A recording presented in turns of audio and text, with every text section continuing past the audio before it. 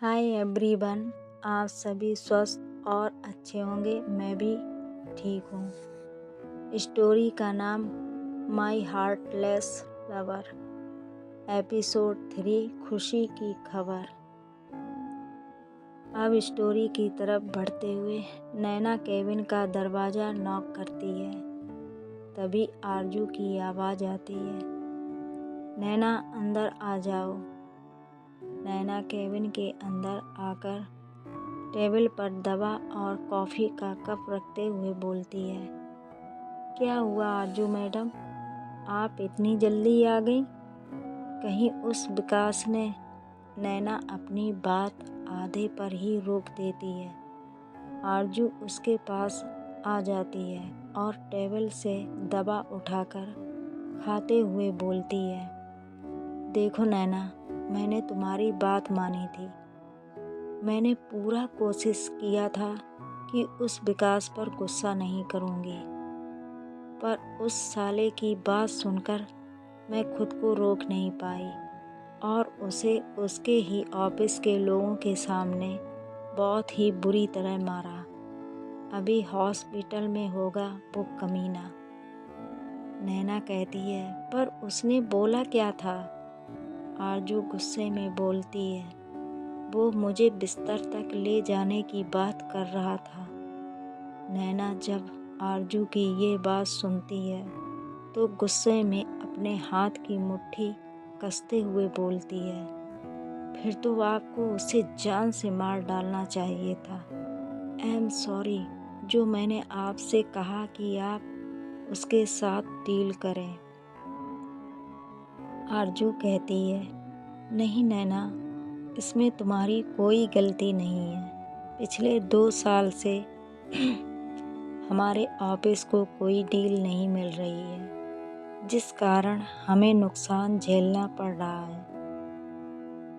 इस ऑफिस में जितनी भी लड़कियां काम करती हैं, सभी बहुत ईमानदार हैं और तुमने तो इस ऑफिस की भलाई और तरक्की के लिए ही अपनी बात बोली थी, पर क्या करें, ये मर्द जात होती ही ऐसी है। कभी किसी लड़की को तरक्की करते हुए ही नहीं देख सकते कि हम उनकी बराबरी कभी नहीं कर सकते, बल्कि हमारा काम सिर्फ उन्हें बिस्तर में खुश करने का है और उनके घर का काम करने का। ये बोलकर आरजू खामोश हो जाती है। नैना आरजू के हाथ पर अपना हाथ रख लेती है। आरजू उसे देखकर फीका मुस्कुराते हुए बोलती है, तुम मेरी चिंता मत करो, मैं बिल्कुल ठीक हूँ। तुम ये बताओ कि अर्चिता के साथ सगाई कब कर रही हो? नैना के होठों पर सगाई का नाम सुनकर बड़ी सी मुस्कुराहट आ जाती है।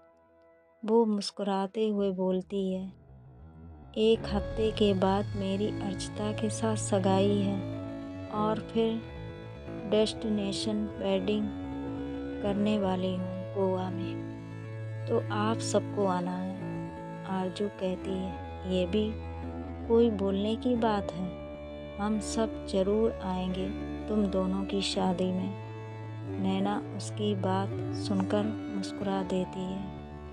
वहीं दूसरी तरफ एक घर में एक लड़की खुशी से उछल रही थी।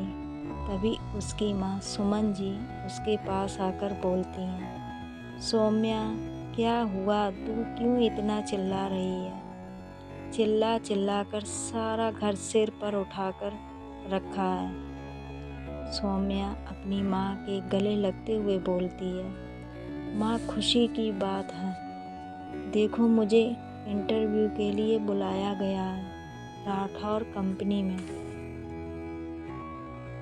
वो इस शहर की सबसे बड़ी कंपनी है। सुमन जी उसकी बात सुनकर उसके हाथ से लेटर को लेकर मुस्कुराते हुए बोलती हैं, क्या सच में तुझे इंटरव्यू के लिए बुलाया गया है? सौम्या कहती है, हाँ माँ, और कल ही मैं इंटरव्यू के लिए जा रही हूँ।